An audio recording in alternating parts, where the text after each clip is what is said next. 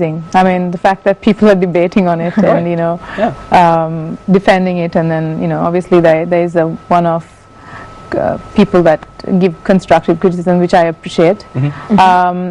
And I agree with some of the comments on YouTube, because it could have been better. But it is what it is. You take the good and the bad, and you just grow as a musician, as an artist. For those of you watching at home, in case you haven't seen the video yet, it just went viral as soon as it went released. Like everyone within 5 days. It was the talk of the town. Was there like a specific marketing team said, all right, we're going to do this today? You know what? It was a testing pad for me. I just released it on my YouTube. Not YouTube. I released it on my fan page. On your Facebook fan page. That's right. Facebook fan page. I just released it, and that was about it. And then all I know is there's people sharing it and commenting, and it was something nice to watch, actually, because you know, that's all your hard work. Yeah. So yeah, I'm sure that was really great. And now, especially in the future, you might be shuttling back and forth from Australia to Sri Lanka, and you've been getting busier these past years. Absolutely, I've already got busier. So how do you balance your personal life with your career? Is it tough? And it is definitely tough, but I somehow manage, and I think I've got a great support system around me. You've got to always surround yourself with people that add value to you as an individual, as an artist, as a human being, and I've got that, and so that has truly helped. Right, now since that you've got so much of work going on, going to Australia and like all these record labels and all that, how do you balance your personal relationships with your work? Do your friends be like, oh, she doesn't even call me anymore? Absolutely. You know what? I think my friends have written me off their list. I don't even, I hardly, I have a very handful of friends, and I think those handful of friends have written me off, because when they call me, either I'm recording, either I'm in the studio, or either I'm working, they're like, what the heck? I mean, come on, don't you at least get one day off? But the thing is, I mean, I've got to do it while I can. Yeah. And obviously I can't do it forever. And I love what I do. This is what I want to do. The minute I knew that this is my passion, I've pursued it, and with all my heart. And yes, I do have time. When I do have time, I would want to, you know, relax with my friends, just go out and, you know, just do the usual, have a drink and just go clubbing or whatever. But the thing is, I don't get to do that as much. And I know in the future it will only get worse. But don't worry about it. All those friends that are talking right now, they'll be like, you know, I used to know her before she was this big. I used to sit next to her next to class. And I'll be the guy who'll be like, yeah, sure, she was on my show too. I knew her. I touched her one time, by the way. Yeah, you can touch me. There we go. I'm jealous now. No? I'm getting no love over here. I know, she's left out. She's left out. I'll touch you later. Anyway. So wrong, Jason. Moving on from that. Moving on spoken about your career in music, but you model as well. You're a familiar face on billboards and advertising I've been campaigns. actually modeling since I was 16. Or early, actually. I remember doing my first TV commercial, which was the Bitter Lemon. It's not in production at the moment. And the first commercial, I had a question mark on my, literally a question mark drawn on my head and my forehead. And yeah, that was, I had some fun times, and I miss modeling actually, but I mean, my focus, you've got to choose between, when it comes to a point, you've got to choose what is priority, and music is priority for me. But I haven't kind of given up modeling completely. If there is a show which is worthwhile doing, I definitely want to get involved. But so far I haven't really had time to get involved in any of the modeling shows. Would you consider that your modeling career actually helped you out a lot in your music career as well? Absolutely. How so? Walking in 4+ inch heels has boosted my confidence level on stage and given me poise, and it has had its advantages, definitely.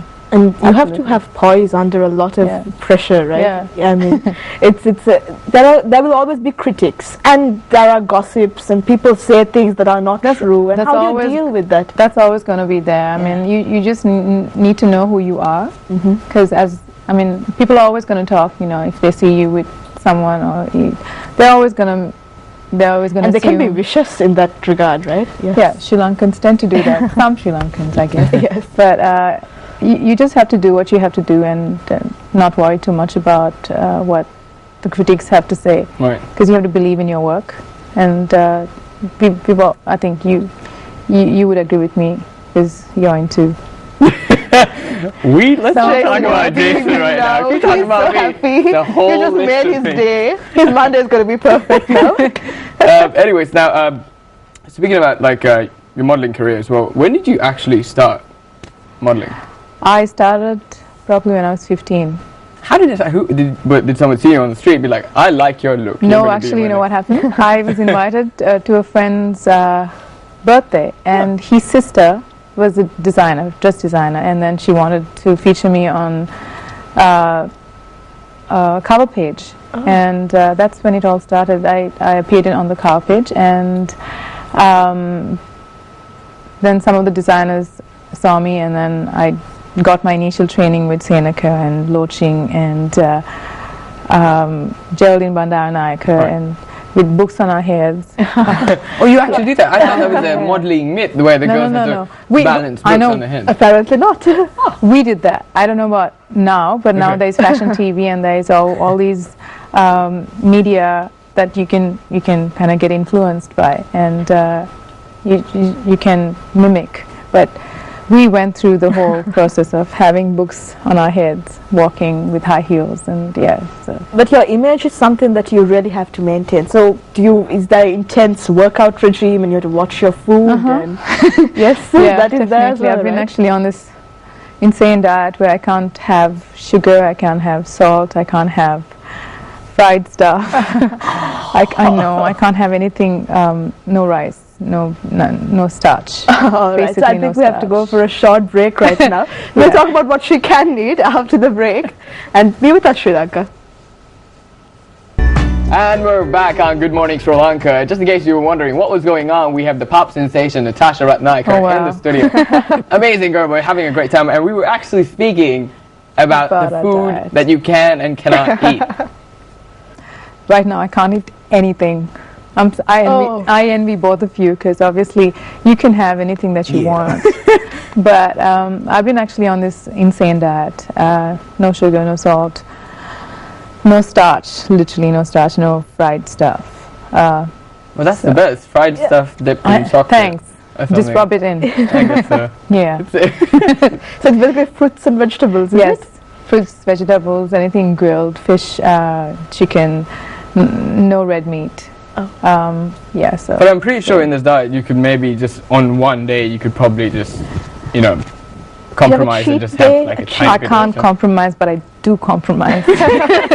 I'm Sri Lankan, and obviously I live here, and I love my rice and curry, but I haven't really had rice and curry for a long time. I know, Yeah, that's a shame. but yeah, I do compromise when I have to. But it's just you have to work hard, right? And the harder you work, the luckier you get. It's a case of that sort. I don't think there is really. I don't believe in luck. I think you make your own luck, because obviously you work hard, and then all these opportunities come your way. So are you like a spiritual person? Do you? I'd like to think I'm a spiritual person. Obviously, we're human beings at the end of the day, and I'm not religious. I'm definitely not religious. Right. But I'm definitely spiritual in my own little way. Okay, we've had tons of great guests on the show a few weeks back that were actually speaking about, positive energy and attracting anything around you. Do you believe in that sort I of thing? believe in Like that. attracting things towards Absolutely. You have to be around positive energy, for sure. Because if you're around negative, that's who you become. Because you kind of draw that energy towards you. you? Right. So you're saying you've attracted everything you've actually somewhat thought about it. Like, for example, signing the. Like example, I'll tell you a little story. Hey, When I was actually about 15, 16, I kind of envisioned myself singing. I never wanted to become a singer, but obviously there was a part of me that used to watch all these famous singers like Mariah Carey and Whitney Houston, and envisioned myself doing the same thing and hitting all those. And I didn't even know I could do it until I obviously tried. And it does happen. I mean, if you, it's like a blueprint. You just kind of create that within you, and it just starts manifesting. So I think all that happens in our lives is what we kind of draw. It's like The Secret. Have you read about The Secret? I've dabbled in it. Yeah, I've heard of it. So it's something like that. I mean, you believe in something and you want that so badly, it just happens. And this is something that the whole label thing, I mean, to be very honest, last year, I mean, obviously I almost gave up on the idea of kind of, being signed to a label or whatever, because, we live in Sri Lanka, and I was thinking, I don't think this is ever going to happen. This is not for me. Obviously, I've been doing this for a while. I'm going to do whatever I can here to improve the standard and do my bit to the best of my ability. But I was almost giving up. And you wouldn't believe it, on my birthday eve, 17th January, now we know what her birthday is. Everybody send gifts. And I got this email. And, I get emails like this, I get calls like this, so it's not something new. And I read the email, and it was from the label, and I was like, oh, it's one of those emails. Oh, okay, so what?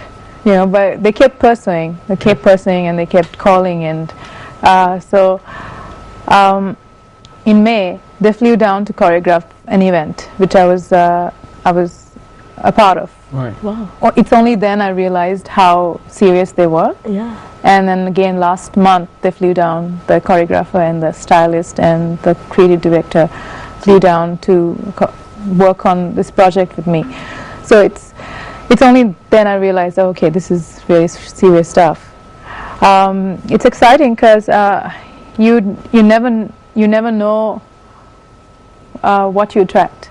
Because and I even told them, I said, I had already given up on this idea of being signed to a label and making it out there, out of Sri Lanka, because obviously you're a product of your environment. This is all you know, but obviously you watch stuff and you read stuff and you want to be a part of that. And I've always wanted to do that, and I always wanted to up my game in any possible way that I can.